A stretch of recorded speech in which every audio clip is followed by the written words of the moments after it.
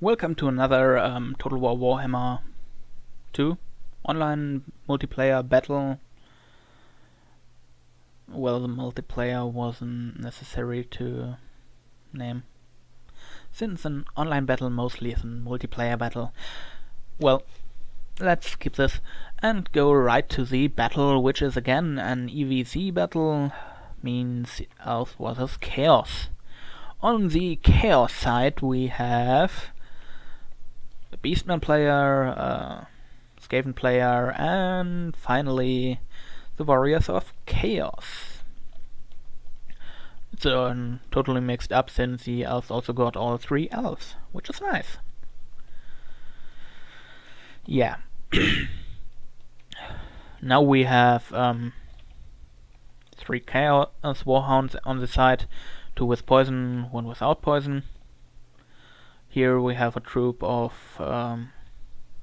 Minotaurs with great weapons, as well as two Gorbals embedded into the troop. Now then Vanguard deployed three troops of Gorherds, which are going to throw themselves into the front line of the Dark Elves, and they are the shielded variant, which is okay since they have better protection against arrows, but not as good stats as the dual wild variant, I guess. Well, I would prefer the dual wild variant, but personal preferences. And then we have two troops of Bestigors, as well as a Beast Lord embedded into them, and in the backline a Bray Shaman of Death with Spirit Leech and Fate of Juna, as well as a passive trait of the Lore of Death, which is okay to bring if you just want to cast. Other than the Law of Light, which is especially against undead, or the Law of Heaven, which only works against flying creatures, well, but I'm drifting off. Then here we have the words. Then here we have a Thygor. Can't pronounce this. The typical artillery, which also can do somewhat good in close combat. At least it won't die as fast as most other artillery, so you can kind of wander closer and closer between each shot, since it also takes a lot of time to reload. Then we have here a front line of 7 Skaven slaves with spears. They are meant to die, they are brought to die, they will die. No spoilers. Then we have here two Plague Furnaces, just to support the line, and Lord's Croak with both his items. Well, I completely messed up the use of his AoE damage item, since I thought it was a target spell, but it's just around him. Then two troops of Censer Bearers, two troops of Poison Wind Globadiers, a troop of Gutter Runners with poison just to support the backline. Their poison can slow down, and they have the ability to slow down any enemy close to them. As well as two troops, Stormwomen with halberds, which don't have as good stats as the shield and sword variant, but are armor piercing and anti-cav, which is why I brought them, since I needed some anti-cav to support my backline. Then here we have again 3 Hell Cannons, again I say because the last battle had 4 of them. I'm not a big fan of RT spam. Well, it's not a spam if it's just 3, but it's a lot of money poured into it. They need to be protected. Then for the Warriors of Chaos, a Sorcerer of Shadows on a horse, as well as 4 troops of Chaos Warriors and 2 troops of Chaos Warriors with halberds. Well, the Great Weapon variant is better in my opinion, but that's my opinion. Then we have Sequel the Magnificent with his magnificently mirroring shield, which is kinda weird. Well, who am I to judge a mirror? And a troop of Chaos Chariots, as well as a troop of Chaos Marauder Horsemen with throwing axes. Now, for the elves. Let's start with the wood elves. Here is one troop of dryads as well as two troops of white riders, one with shields, one without. Here you have the difference. Then for the front line, five troops of Eternal Gate, a guard, as well as two troops of Treekin, which are kind of a standard frontline unit for the Wood Elves. Then in the backline, two troops of Starfire Shaft, a Glade Guard with Starfire Shafts, and a troop of Wildwood Rangers. As well, back here in the forest, Spellsinger of Life on horse or unicorn, whatsoever. Started in the forest probably to proc her ability that they regenerate more mana if they are in a forest. Now for the High Elves we have two troops of Dragon Princes on both flanks, which are not really flanks since they are embedded between these two, but they could become flanks. One troop of White Lions of Grace, two troops, sorry. As well as four troops of Lothern Seaguard, but without shields, so they have a lower defense. Well, we'll see how this plays out. Then Teclis on a horse, because he's amazing. Glade Lord on a Great Eagle, a good unit to snipe since the Great Eagle is probably the fastest air mount. I'm not sure about this, but at least a really fast air mount. An Reaper Bolt, Eagle Claw Bolt Thrower, and a Star Dragon. My nose is completely cramped. Not cramped, what's the word for it? You know what I mean. Then we have a front line of two Dread Spears and two Bleak Swords, which in comparison are probably better than the three Angerhords, since Dark Elves tend to have a better stats through all their lines than Beastmen. Then we have the Dreadlord on a Cold One. Nice to see him. I like the Cold Ones, look-wise. As well as the K-Knight Assassin. Sadly, I see no caster. I personally would say it's wise to bring a cast at least with one spell. They are mostly not that costly, can provide a bit of additional leadership, or let your enemy focus away. And if they don't do, they can provide you a line with support or damage spells, whatever you like. Then in the backline again, for troops of Shades, two normal ones, one with dual weapons and one with great swords. In the backline, one troop of Harganeth Executioner, as well as a troop of Blackguard of Nagarond, and one troop of Cold One Knights. I don't feel that good about them since they have Rampage, and Rampage on Cav isn't that good. You don't get them out once they're in. Yeah. That sounded dirty. In comparison, the Shades with Great Swords have better stats than the Harganeth Executioner, but missing 15 men. And I guess the difference is 85 armor, since the Shades with Great Weapons have 15 and the 30. So it's only 70. And the Black Harganeth Executioner have 100 armor. Yeah. So, without further ado, let's start the battle. With the Beastmen charging.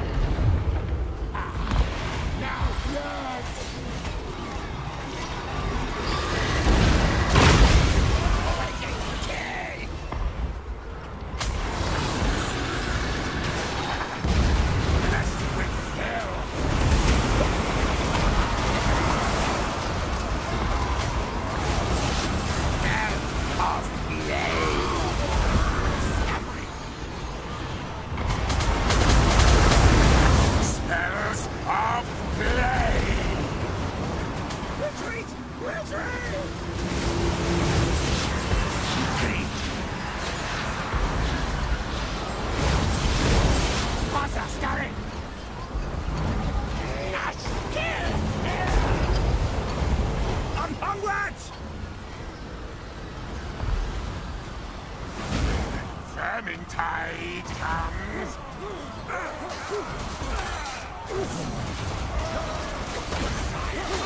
Back underground.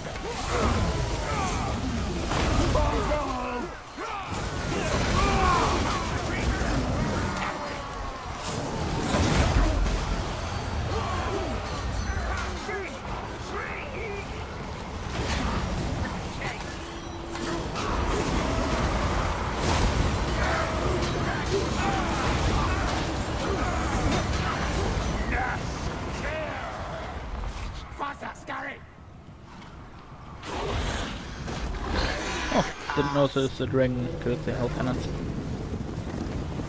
So Where is the White Rider? Squeak, squeak!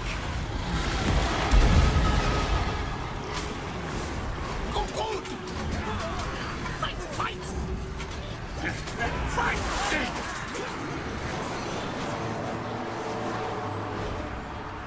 Die, die! Die, die!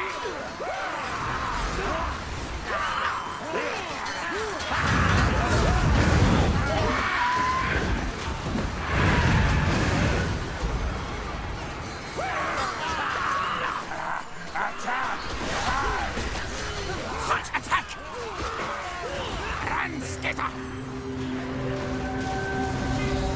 Retreat! Retreat! Of play! Moving cake!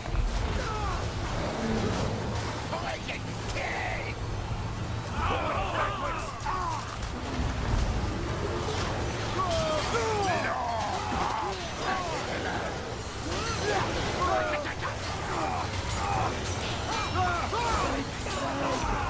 I think the best hero was buff since Mortal Empire. But I guess they still can't hold the line against Targanet Executioners. Supported even with Will Sword.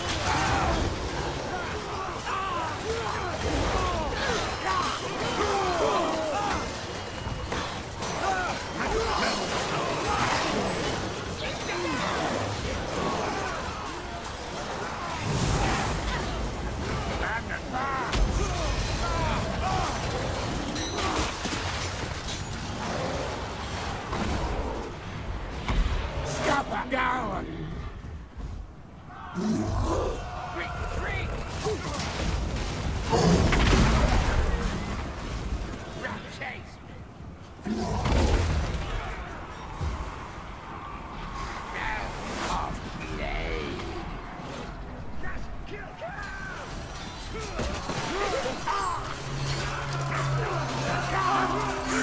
Snake! Retreat! Retreat! Blessed with hell!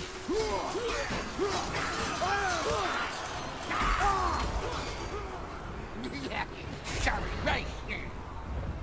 Moving cake!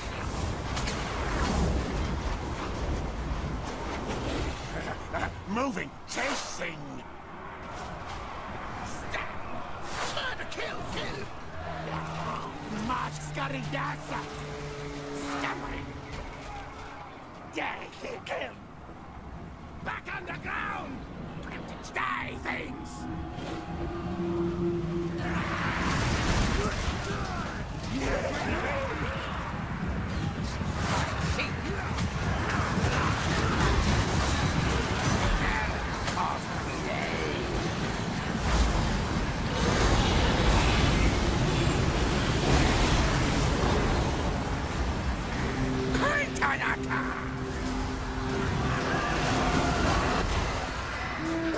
Retreat! Yes, retreat!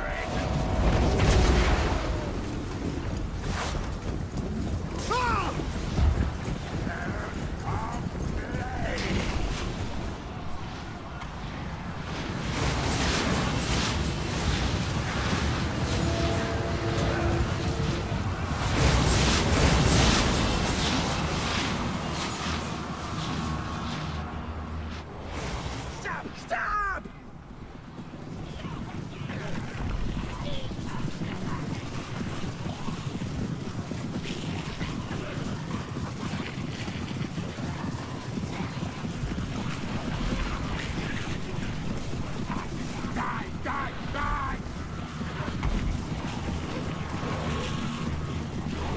Kill! Kill! Ah, scurry! Away! Go! Go!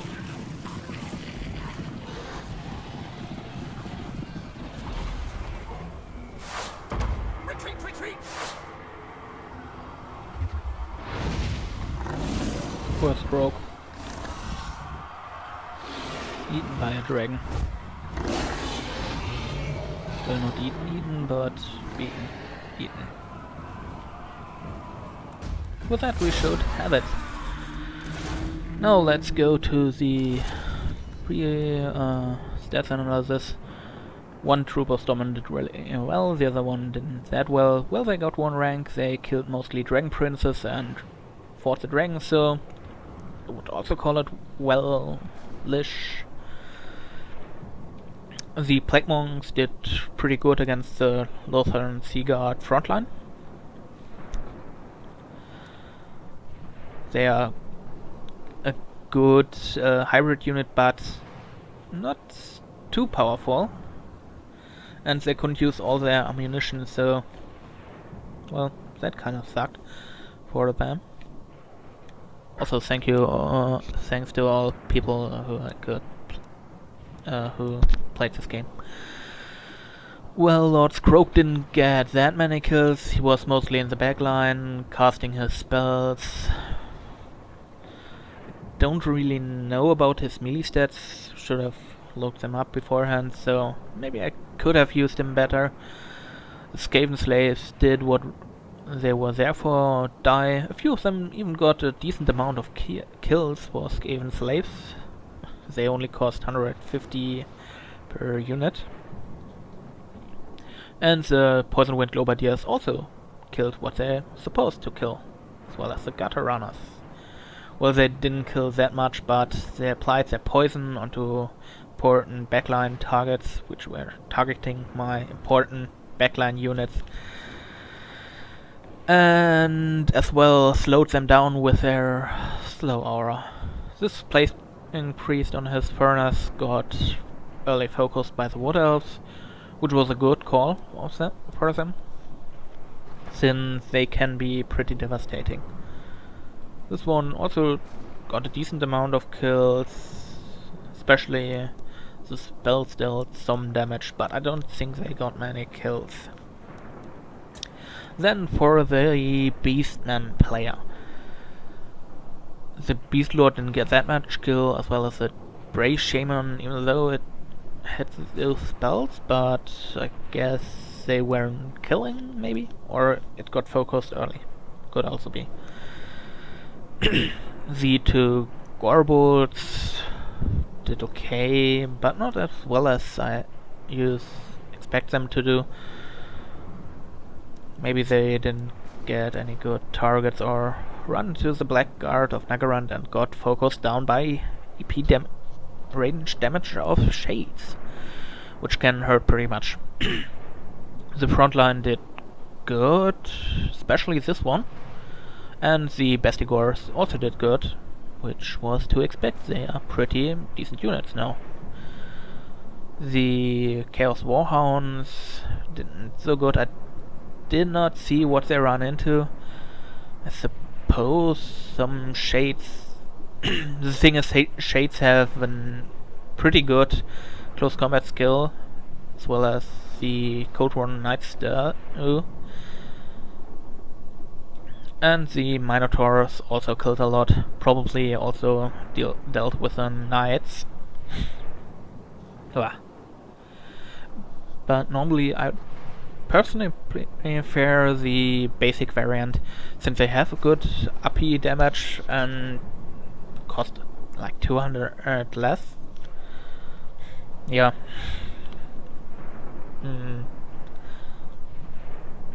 The Cygor also didn't get that many kills. The problem is he's pretty unprecise, so you need to move in closer to the enemy line that he actually is good at hitting.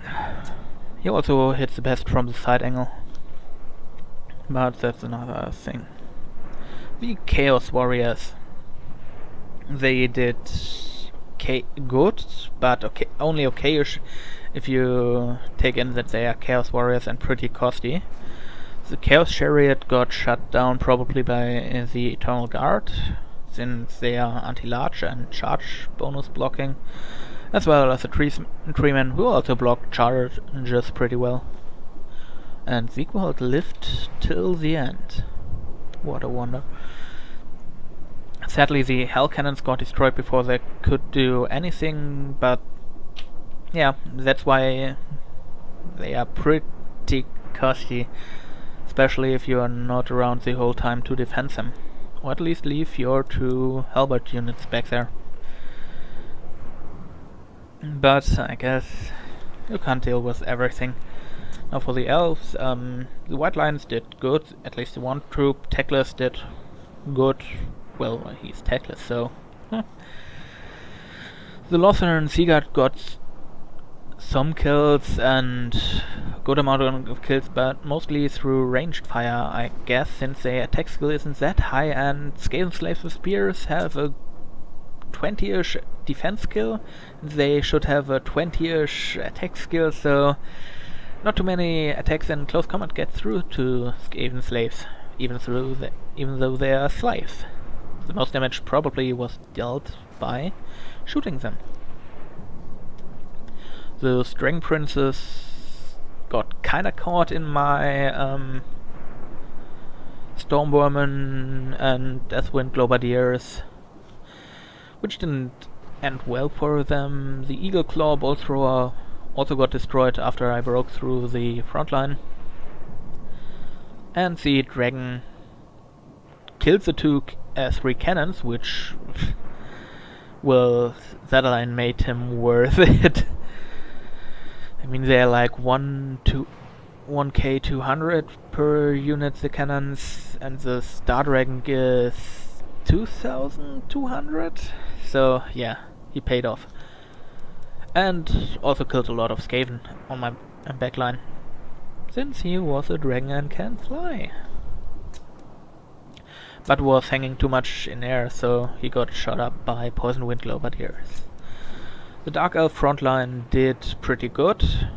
Well, they're Dark Elves and have a pretty good frontline with pretty good stats.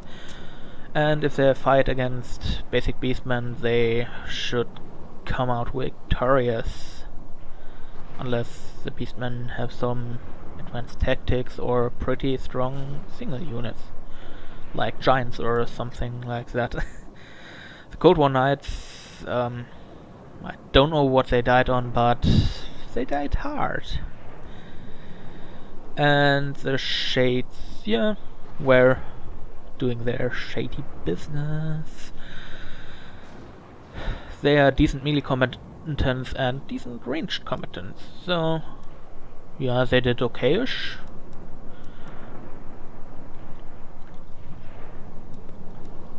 And for the Wood Elf player, the Glade Lord did good, especially if you take into consideration that the Glade Lord basically killed one of my Plague Priests. Spellsinger didn't get many kills, but Spellsinger of Life with only heal spells, I guess she had like... what was it? Earthblood and Regrowth.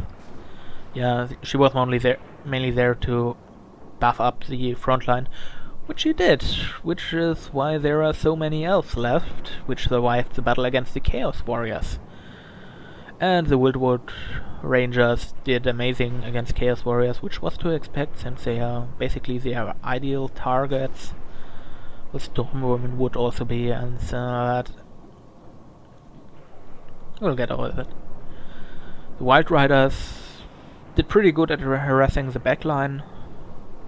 A bit late, if you ask me, but that's, yeah. The Glade Guard with Starfire Shafts also shot down a lot of important targets, I guess, for the Chaos Warriors. Because the Starfire Shafts have so much armor piercing, they simply kill Chaos Warriors. Even with all the armor they have. They have had. Yeah, go figure. And the Treekin probably did what they do best, just hold the line. I hope you had fun in this battle, and we'll see you next time.